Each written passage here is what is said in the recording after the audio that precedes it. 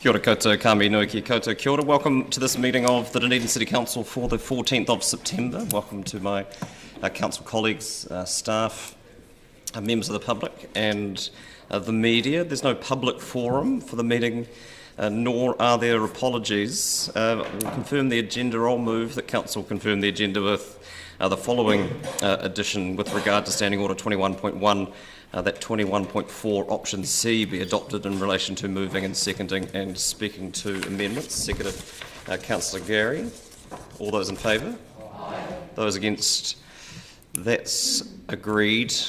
Item 4, declarations of interest. Any amendments to be made? Being none, I'll move that council notes the elected members' interest register, confirms the proposed management plan and notes the proposed management plan for the executive leadership team's interests. Seconded Councillor Staines. All those in favour? Aye. Those against? That's agreed. Confirmation of minutes. I'll move that the council confirm the public part of the minutes of the ordinary council meeting held on 5 August 2020 as a correct record. Seconded Councillor Gary. Any discussion? I'll put it. All those in favour? Aye. Those against? That's agreed. Item 6, Part A, reports. Freedom Camping end of season report. Mr. McLean and Mr. Hogg. Tēnā koroa. Any opening comments from the two of you, or you're happy to take the paper as read? Happy to take the paper as read. Thank you. Questions? Councillors. Councillor Gary. Thank you. I was interested in the statistics around infringements and wondering about the chances of success in getting more of those back. I was interested too in the decrease in the Otago Peninsula infringements. Was there any particular story behind that or reason for that significant decrease?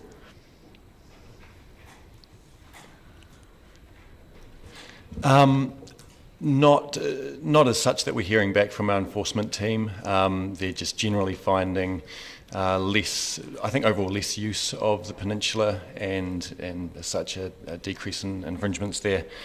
Sorry, the first part of your question was? Oh, it was around the success rate of getting the infringement, the fines, basically.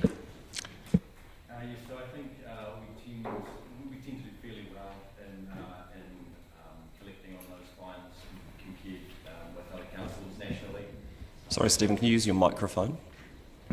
Is that better? Sorry, I think I had my finger on it. We tend to do fairly well as a council compared to others nationally in collecting on those infringements. So we tend to collect around 65-70% or upwards of that. It's always going to be hard to collect that remaining 25% because a lot of campers head back overseas. So.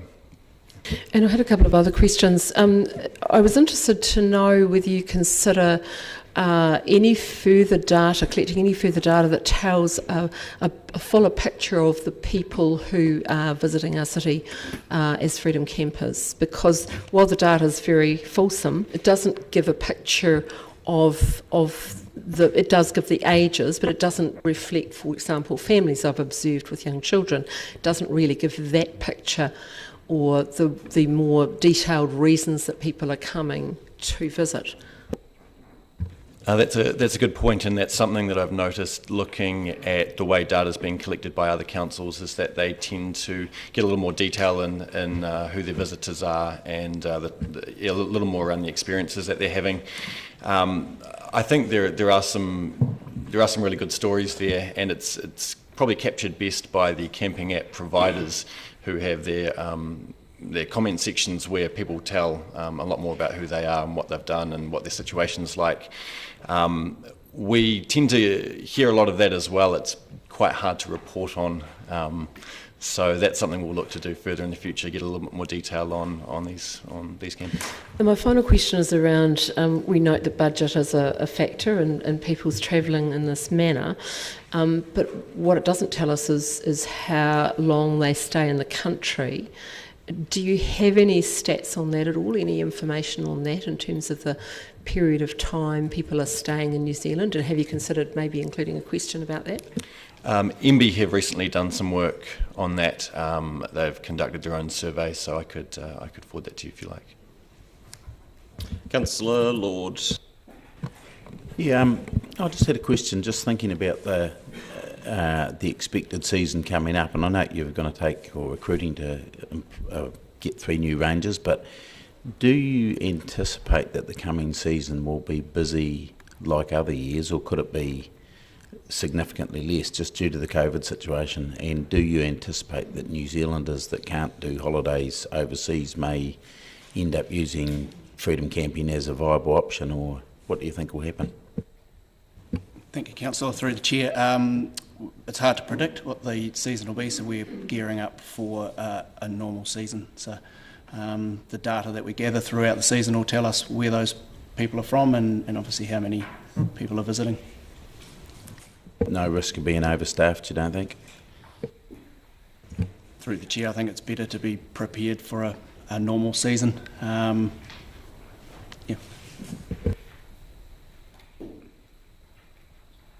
Councillor Walker. Yep, thank you, Mr. Hogg, Mr. McLean. It's an excellent report, and it makes for really good reading. A couple of questions. First one probably alludes to the question that Councillor Lord's just asked. In terms of the 3 rangers, just say in a normal season, is that number about right, or in a perfect world, if there was no capacity issues in terms of finances, would you deem that more rangers would be useful? The rangers do a variety of work, and one of the challenges in Dunedin is that we have a lot of sites that attract visitors and campers, and they're quite spread out. So if we had more rangers, we'd be able to spend longer on site and reach more of those at a high frequency. We've been quite happy with the way the ranger program's performed so far, but I think further rangers would allow better coverage across the city. And second question is one of my bugbears, the famous self-containment sticker that I see in lots of cars and vans that obviously don't have the capacity to be self-contained vehicles. So somehow they're getting the sticker and getting it to go in their car. Do any of the infringements you hand out relate to that very fact, the fact that a car has a sticker but it actually isn't a self-contained vehicle? Our enforcement teams are checking self-containment certificates, which are different to the stickers. So the self-containment certificate is usually found in the front windshield in a little plastic sleeve. That contains information about who the issuing authority is, how many persons the vehicle can accommodate and for how long. The little blue sticker on the back is just a little blue sticker, and I'm not sure why everyone has them, but our rangers and our enforcement officers are checking those certificates. It's very, very, very rare that we find one that we think is fraudulent. If we do, we're able to check that in an online database. Councillor Barker. Thank you, Richard. I have 3 questions. I'm quite curious, given that just 10% of the respondents were domestic, and thinking that we're looking ahead towards a domestic season this summer. Are you able to take out the results for the New Zealanders and then get some information about those from all of the information here? We could. We'd be dealing with quite a small sample size there, and I think it's quite likely that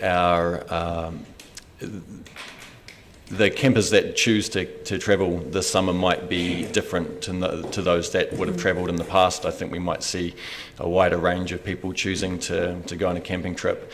The Department of Conservation Visitor and Heritage Unit has recently done some work on trying to anticipate what level of domestic tourism will occur this summer, and they've looked at things like expenditure on camping and sporting goods, and also looked internationally to see how domestic tourists have moved within countries. Their the data they've gathered suggests that we will see an increase, but it's likely to be a lumpier visitation, so we tend to see a steadily increasing number of campers throughout the season. It peaks and then it declines, and it seems we may have a few more peaks this year round. My next question is following on from Councillor Gary's question about the information that we're getting from the surveys, and one of the important things is obviously educating campers about where they can or can't camp, and I just wonder whether there's anything in the survey about asking them where they're getting the information about where they can camp in Dunedin, because I know that there's wiki camps and Campermate, etc., and I just wonder whether you got any information on that or if there's any plan to do that. So the survey does ask how you found this campsite, and we're finding that around 80% of respondents to that survey are using Campermate to find the campsite. Campermate's been really useful in the way that they've developed, and they're starting to show more detail on their maps, working with councils more closely to show more detail. So I think campers are becoming more and more informed of where they can and can't camp throughout the country. We're also, these surveys are being distributed by our community rangers, who are also providing this information as well, and our community rangers are out there regularly. So I think all those things have contributed to a better understanding of where you can and can't camp in the city. Thank you. And my third question is just, I noticed that on one of the statistics is some information or some stats from Armourguard. So Armourguard, as well as the community rangers, are Armourguard contracted in to do security or to just react to complaints? Armourguard provide our enforcement services, and they will do both. So they'll do nightly patrols during the summer months, and they will also respond to individual complaints as they come in. So are they on a contract for that, are Yes, they? they are. Yeah. Okay, thank you. Councillor Elder. Thank you, Chair, and thanks for that fulsome report. I've got a number of questions. First of all, on page 37, it shows that Warrington had no infringements, and just some commentary around that.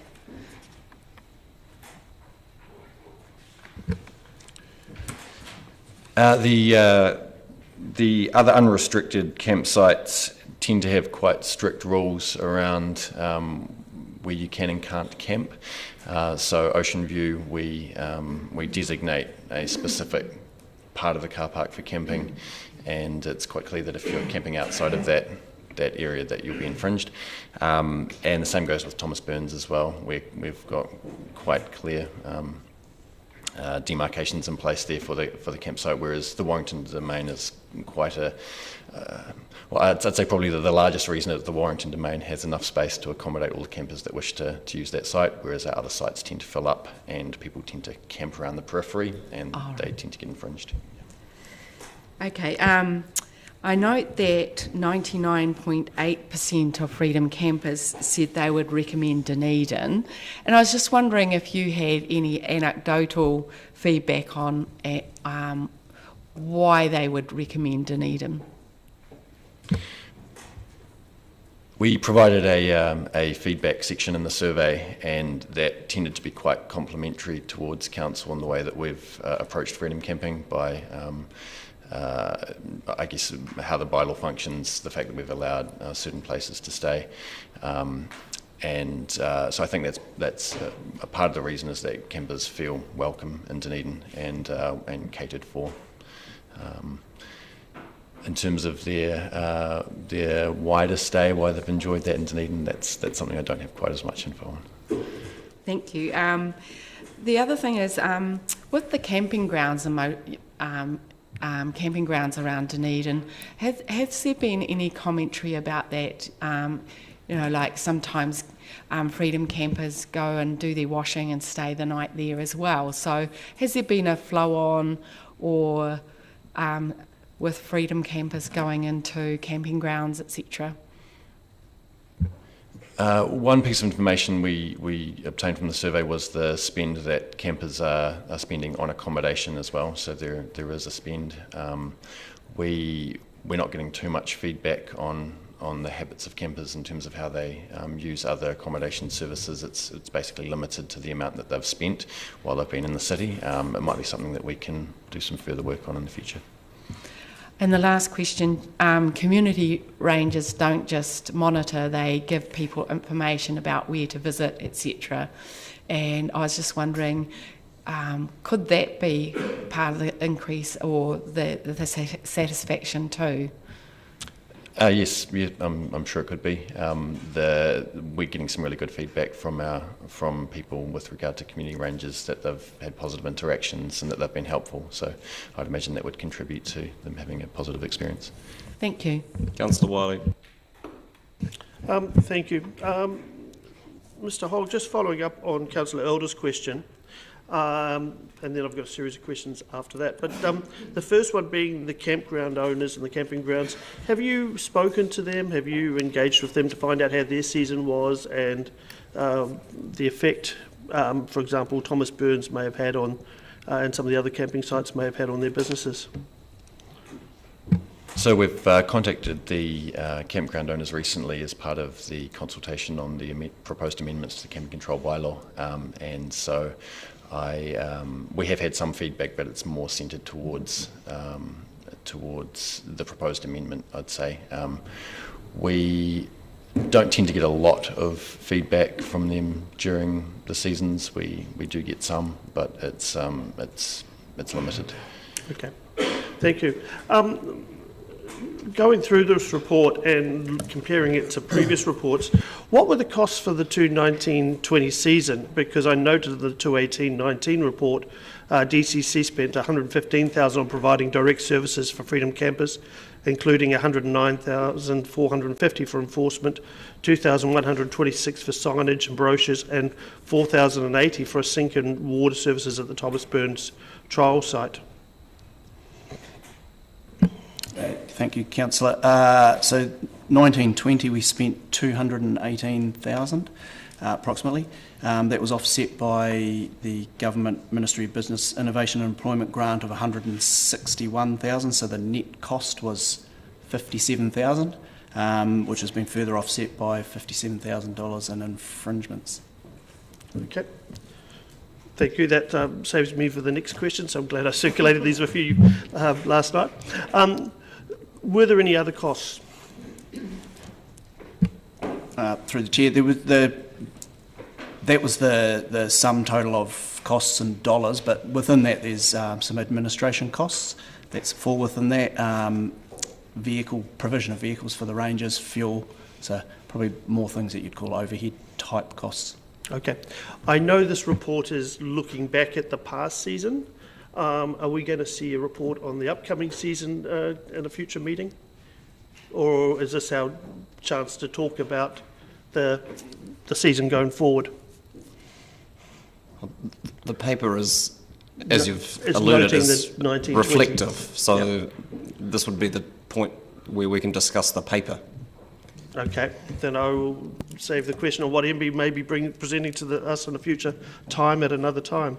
In the summary of considerations, in the long-term plan, annual plan, you said, can you please inform me what, in the summary of considerations of the long-term plan, annual plan, you said it was stated that you can find the cost budgeted for the 10-year plan, cost budgeted in the 10-year plan 2018 to 2028. I went looking for that. Where was it? So I understand that it actually wasn't in the 2018 to 28 document. It's been brought to council through the subsequent annual plan processes. Okay. Awesome, thank you. Appreciate that. And there's a lot of good statistics here. How do these compare with the other regions around the South Island?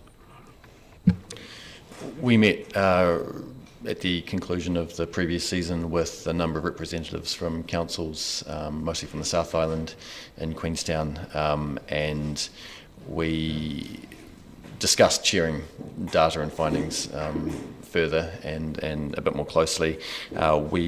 Some councils have done quite a lot of work around gathering data, some have done less. QLDC conducted a survey last season, and has provided us that data, and we'll do the same and share ours with them.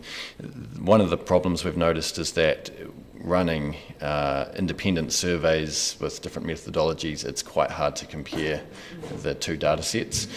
We've conducted a survey that essentially attempts to identify the average freedom camper and their activity within the complete Dunedin district. That's quite different to the way QLDC have conducted theirs.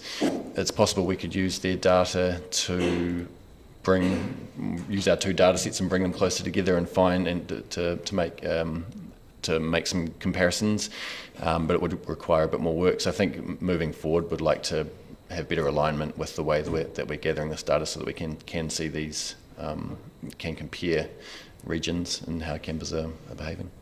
And data from, say, Marlborough, Nelson area, or Canterbury? Yes. We didn't look at any of their, compare it to any of their data? We don't have their data yet. At the time, we were still, I guess, bringing this data together. Yep. So it's certainly something that we'd be interested in seeing if they have data that we can use to compare. Awesome. The average spend per person was again like question that I'd asked you previously in the emails I sent to you. This was $85.94. I guess you don't have any data about how that compared with the other regions? Not in a way that we could compare a daily spend per person within a district. I don't have anything to compare that with. It's something that it would be interesting to see and to work towards. I think another thing we'd like to do in future surveys is investigate campers' vehicles a little bit more as to whether they're hiring or purchasing them, because I imagine that we'd see some difference in region depending on where the vehicles are bought, because they tend to be the most expensive, a very large proportion of camper expenditure for those people who do buy their vehicles. So we're looking to add a few of these things and improving alignment with other councils. Okay, yeah. Awesome, perfect, thank you. And final question is, I note there were 22,330 Freedom Campers stays in Dunedin per this report, and yet 360 were surveyed. Do you have any comment to say, this is less than 2% of everyone that stayed being surveyed? Yeah, thank you, through the chair. Look, obviously more surveys equals better data, but the ranges we've got, and as Mr Hogg said, undertake a variety of tasks for us. They're also co-funded by Department of Conservation, so they cover their sites as well. They spend a little bit of time with the survey respondents to guide them through to get quality data. So it's a case of it being quite resource intensive to get good quality data. So we have looked at potentially outsourcing survey resource, but it's very, very expensive. So we do the best with the resource that we've got and aim to get quality data. So. Okay, sorry, I did say that was my final question, but I've got to follow up based on what you've just said there. The Motor Caravan Association, a very well organised organisation around freedom camping and with their own sites even, and they collect quite a lot of data as well. Have you engaged with their local rep and working through that process and collecting some of their data and how it compares? No, that's a good bit of feedback, and we'll do that. Okay, in the future. thank you.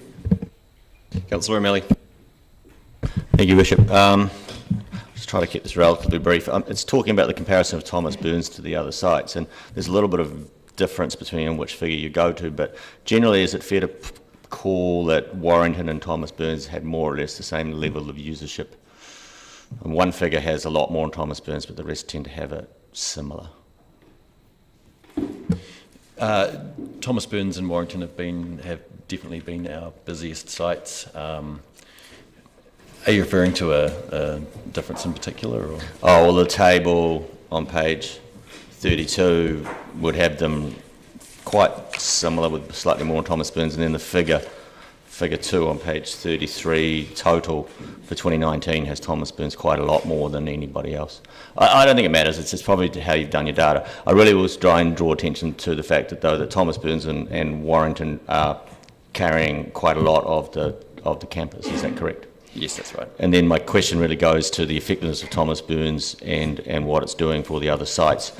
If I look at that figure 2 on page 39, it looks to me like while the total has gone up slightly 2018 to 2019 and obviously gone down again in 2020, it seems that the proportion of load carried in Warrington has gone down compared to what it was like in 2018 compared to 2019, 2020. Would that be a reasonable? Yes, we did see an increase again last season on use in Warrington, but it certainly, Thomas Burns has certainly helped to balance the load across those sites. And of course we haven't done enough to tell whether that's inside variance from year to year. That's right. And is the reason that Ocean View is relatively invariant because it's actually relatively fixed size? Well, is Ocean View a relatively fixed sized site, so therefore would it be reasonable to interpret the lack of variance as due to the fact that it's only a certain size? Yes. Cool. Thank you. Councillor Reddick. Firstly, I'd like to commend the team for a zero-sum costing achievement. I think that's pretty good. And a question is, if you've got low numbers this season, which is a possibility, but not necessarily, how do you have a range of additional activities for the rangers to engage in? You know, if there's not too many people, not too many campers to monitor.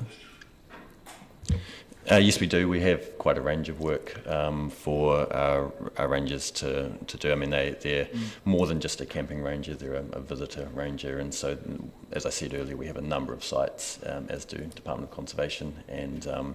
And if we had the opportunity to spend longer at those sites and visit more of them, then that would be good. So Great. And just one possibility that occurred to me listening to earlier questions is, do you monitor camping ground occupancy versus freedom camping site occupancy, just to see if that tracks all together or disparately? We haven't not at a Dunedin level, but that's something we could look to do in the future.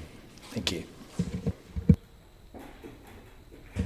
Councillor Benson Pope is moving the noting of the report, Mr. Chairman. Thank you. Is there a seconder? Seconded, Councillor Elder. Would you like to speak to it, sir? Briefly, I think it's clear that the report is comprehensive and it certainly makes interesting reading, and I think it's appropriate to congratulate the staff on managing what's we all know, quite a fraught issue over decades, and I think we're in a good place. Certainly that feedback from visitors is entirely positive, and I think all of this is a vindication of a sensible policy that this council has come to cope with the conflicting pressures of this type of visitor, and I think that's a very positive outcome. And I wish staff luck with continuing successful management of what inevitably will be a slightly different situation. Thank you, Councillor Gary. Thank you, Worship. First of all, to thank staff for an excellent report, which gives us a very full picture. From the time that I came to this council, before I was an elected member, talking about the fact we had no dock campsites in our city region at the time, and that the folk who camp at dock campsites tend to not go to campgrounds. It's a different group of people. We've come an awful long way with all of the issues that we've had in various parts of the cities, and I want to give a shout out to the Wakawaishi Community Board, because it's very evident in these stats, and we know that they have done excellent education and shown a great manaakitanga in terms of the visitors over a number of years. Who would have thought? $3.7 million spend.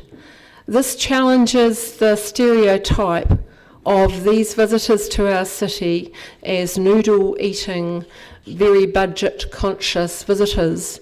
I always found that comment about what people eat quite difficult to hear, because it tended to stereotype our visitors. And I always believed that they spent more than we thought they did. We've got the figure now because people who are being surveyed understand they're in the Dunedin City area before they didn't. So I believe the spend was always there. But it's the education aspect that I always held was the important point, and you couldn't just be punitive and give infringements. You needed to explain to people who are trying to deal with different bylaws throughout New Zealand as they travel through the country. So this is vindication of that view. And I look forward to hearing more about the stories of the people who come to visit. I know there's at least one councillor around this table who Freedom Camp before they settled here. And that story goes on throughout the city, where people have Freedom Camped, come here to visit and travelled in that way, and then they've set up businesses here. This year, this past season, I observed lots of young families, which again goes against the stereotype. The young people that come, yes, they're on a budget, but they remember when they've received a wonderful experience and visited a place that's made them welcome. And I want to give a shout out to the people who worked so hard on that bylaw all those years ago at community board level to get where we are to now, and the hard work of staff to implement it in a way that is effective.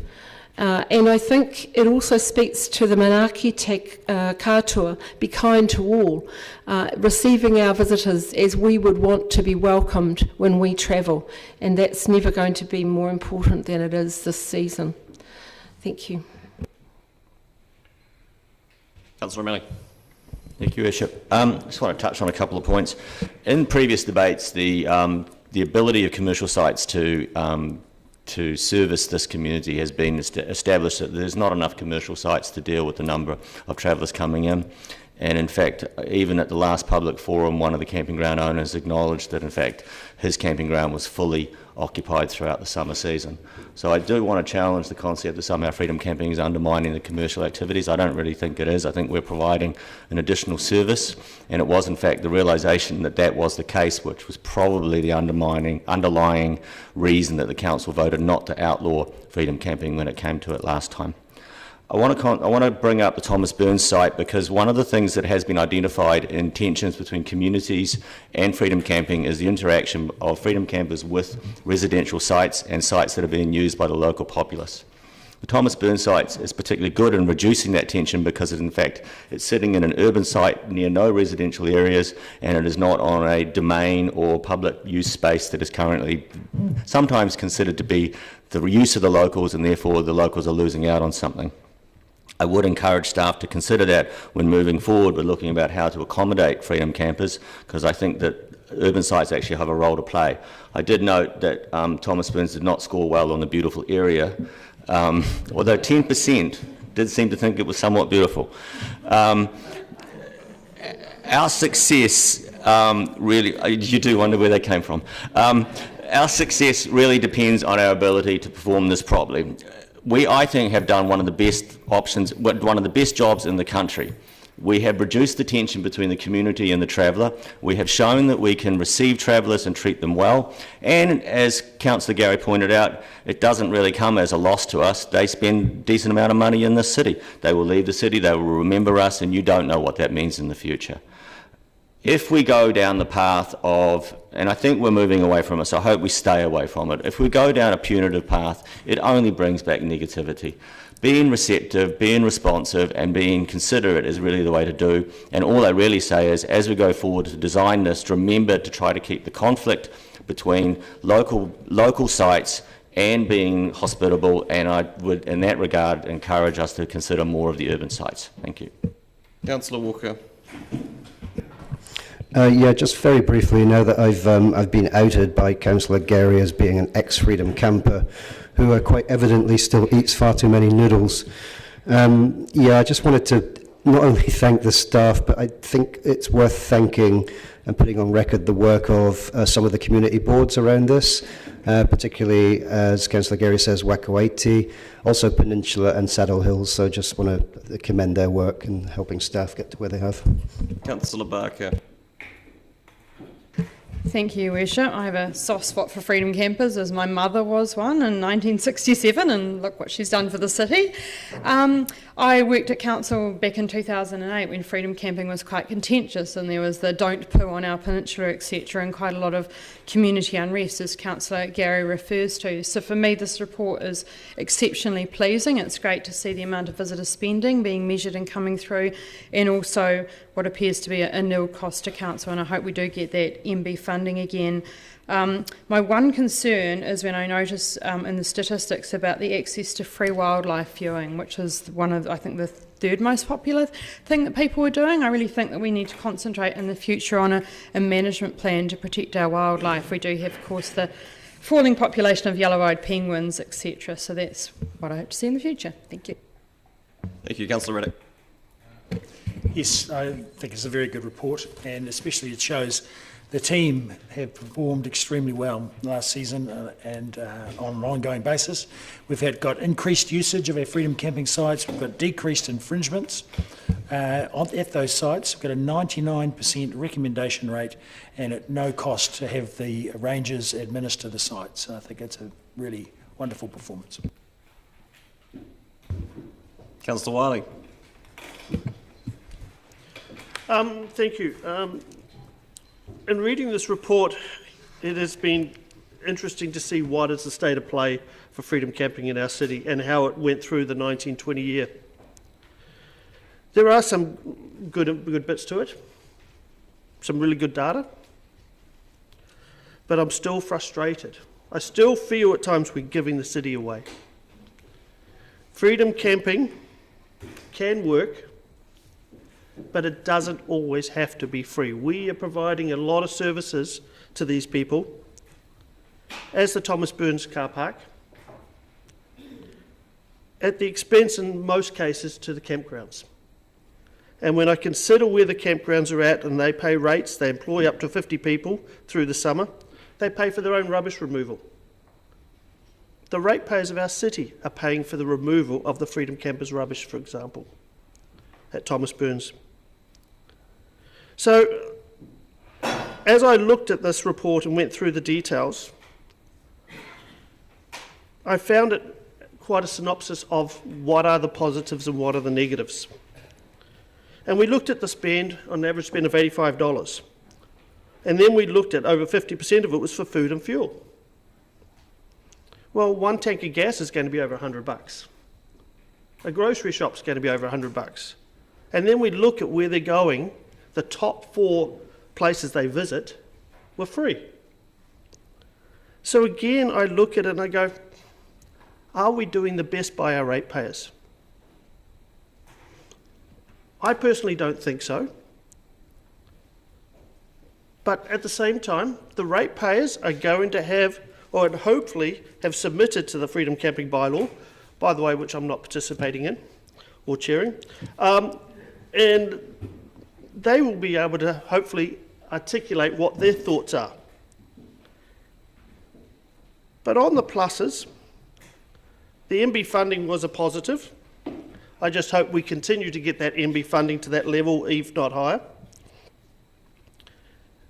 The Motor Caravan Association, I believe, is going to play an even bigger part of this next season, especially as they are the leaders in domestic campgrounds and vehicles, registration, and most people that are New Zealanders are members of the Motor Caravan Association, so that is going to be huge in that sense. But I think, again, I struggle when we have less than 2% return on our surveys of the people that participated or visited our city. But again, and this is where I really struggle, we have come a long way from when I sat at the table in 2013 and watched what we were dealing with at that time and watching what was happening on the peninsula and in the Saddle Hill community and out at Wakawai. So there are a lot of positives, and I will support this paper because this paper is for noting. But I do have a lot of reservations about it, so thank you.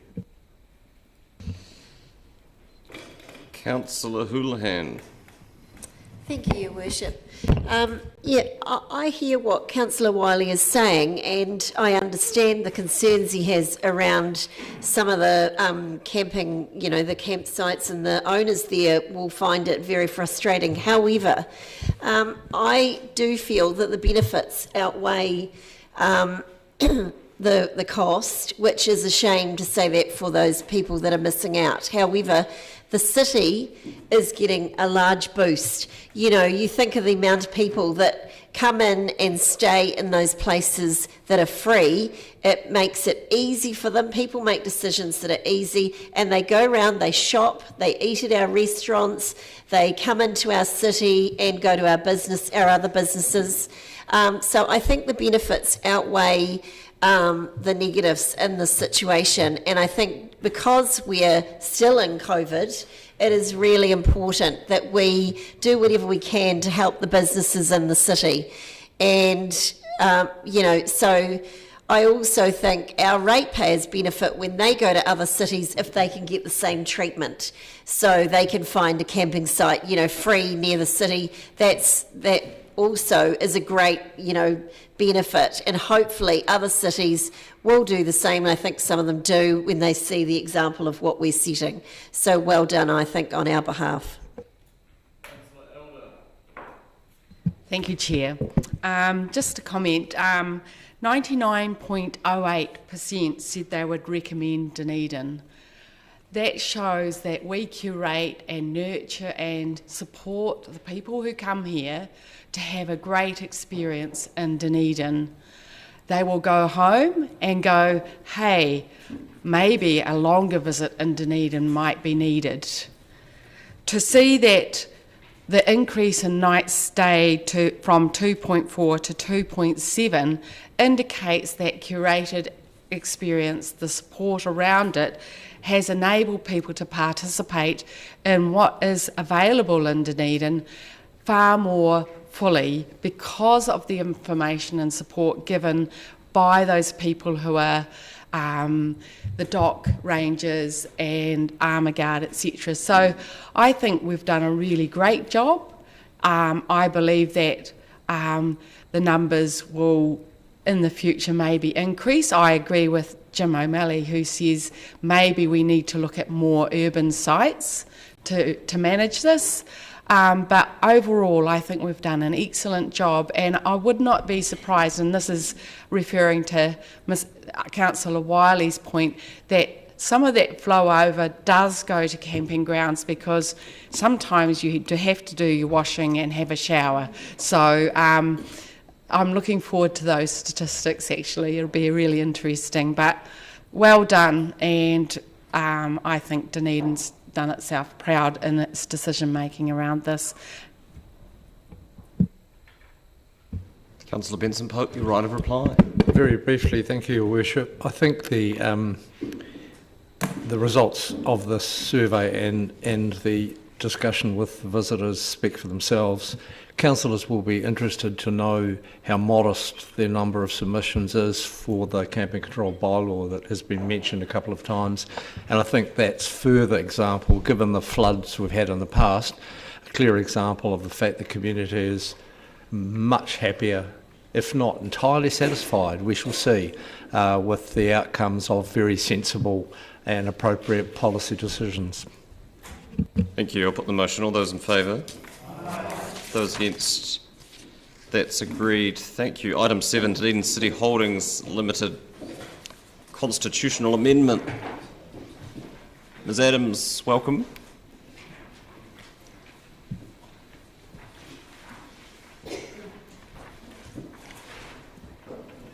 Would you like to introduce it? Yes, please. So this paper proposes some relatively minor amendments to DCHL's constitution. Firstly, an amendment to the maximum service of directors. The amendment would bring the constitution into line with a policy change at Dunedin City Council. So it changes the maximum from 3 terms of 3 years each to 9 years, which allows more flexibility and the ability to stagger board rotations. An omission was picked up over the weekend in the drafting. The council policy allows for exceptions to the maximum director service rule by way of a council resolution that's passed with 2/3 majority to support. But for council to be able to employ that clause in its policy, that also needs to be permitted in the company constitution, and the original drafting didn't allow that. So further wording to address this has been drafted and circulated to councillors this morning, and I apologise for the late notice of that. So it just adds the words unless resolved otherwise by special resolution to section 10.4. Those special resolutions can only be made by council and would need to have regard to council policy, so it only allows exceptions made in line with that policy. The second major area of change to the Constitution, or the one in this paper, is an amendment to accommodate an update to the Companies Act that's been made since the previous Constitution was approved. So companies traditionally are required to hold annual meetings within 6 months of their balance date. Companies have previously been able to seek shareholder approval to not call a meeting if there was no business to be transacted, and Dunedin City Holdings has done that for at least the last 4 or 5 years, with annual results instead being presented by the chair and myself at council meetings. Since that last constitution update, the Companies Act has been amended so that if it's expressly permitted in a constitution, a board can resolve not to call the annual meeting. They still need to have regard to whether there are any, whether it's in the best interests of the company, and whether there are any issues that the shareholder should be involved in discussions on. We will continue to present those annual reports at council meetings, and the amendment wouldn't preclude Dunedin City Holdings from holding an annual meeting in future. Thank you. Questions? Councillor Lord. Yeah, thanks, Chairman. Thanks for that extra line in at section 10.4. One of the questions I was just going to, it's slightly related and it's slightly unrelated. So, for example, we have the same resolution in the companies. If the directors of DCHL who appoint the boards decided that for one reason or another there was a particular director that they wanted to extend their term, that still has to come back to council, doesn't it? It does. It still needs to come back to council, and it still needs 2/3 vote majority support. And in the situation where we as council appoint the board directors for DCHL, which is a different thing, who would trigger the decision-making process? Would it be that in discussion with likes of the mayor or chair of finance and the CEO of the company, of the council, we would have discussions with the chair of DCHL board, or would it be something that it would be just our decision that we would make those changes? How would you? If it was in relation to a director of DCHL, those conversations are instigated and happen at council. So your procedure sets out an advisory committee that's established for any vacancies or reappointments that arise at DCHL. If it was in relation to a subsidiary company board, that conversation would first happen at the Dunedin City Holdings Board, but recommendations would need to be brought to council. Yep, okay, thank you very much. Councillor Reddick. Thank you, Ms Adams, for your explanation of the of two of those alterations. I'm curious about the third, the 0.4.1, existing shares. You know, they're currently 850 million. And so why is there a change there, please? They're not currently 850 million, and so hence the reason for the change. So when this constitution was prepared, and it was before my time, but I'm assuming it was right at the time, but the number of shares in Dunedin City Holdings changes with a relative frequency, so once a year. So the reason it changes is there's a council funding mechanism, there's an equity injection each year that trickles through to Dunedin Stadium Property and Dunedin Venues Management Limited, and that's done by way of equity injection, so there's some cash in, it's passed straight on to those companies, as set out in your last long-term plan, but it changes the number of shares as a byproduct. Similarly, when Council agreed to increase the uncalled capital in Dunedin City Holdings last year to extend the debt facility, the number of shares changes. So the Constitution gets out of date reasonably quickly. There's no requirement to list the number of shares in your Constitution, so it's not needed. The number of shares is always publicly available on the company's register, so that's the more reliable source of truth. This is really just something that's becoming antiquated quickly and isn't needed in the Constitution.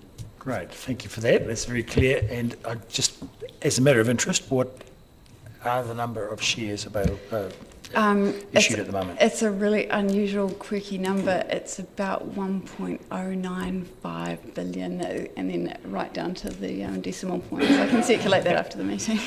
So that, 20% more than what there was. So thank you. Yeah.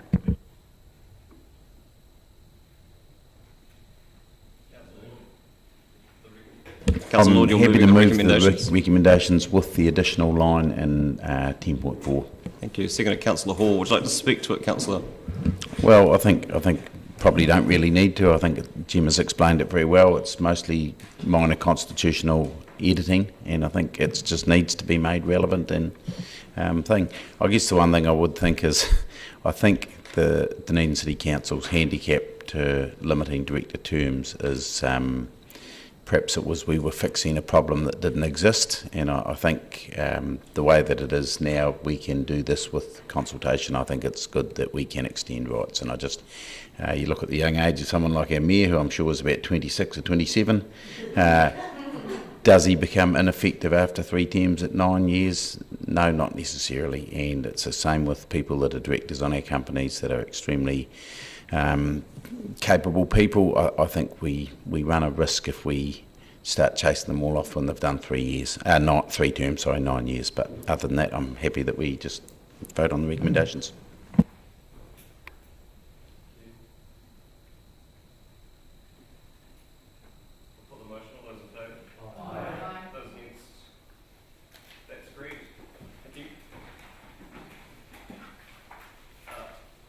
I'll now move that Council, per the order paper, for the reasons outlined on the order paper, exclude the public from the meeting, and that Chris Ford be permitted to remain in the meeting because of his knowledge of item C2, which will be of assistance and is relevant to the matter being discussed. Seconded, Councillor Gary. All those in favour? Aye. Those against? That's agreed. We will pause for a moment.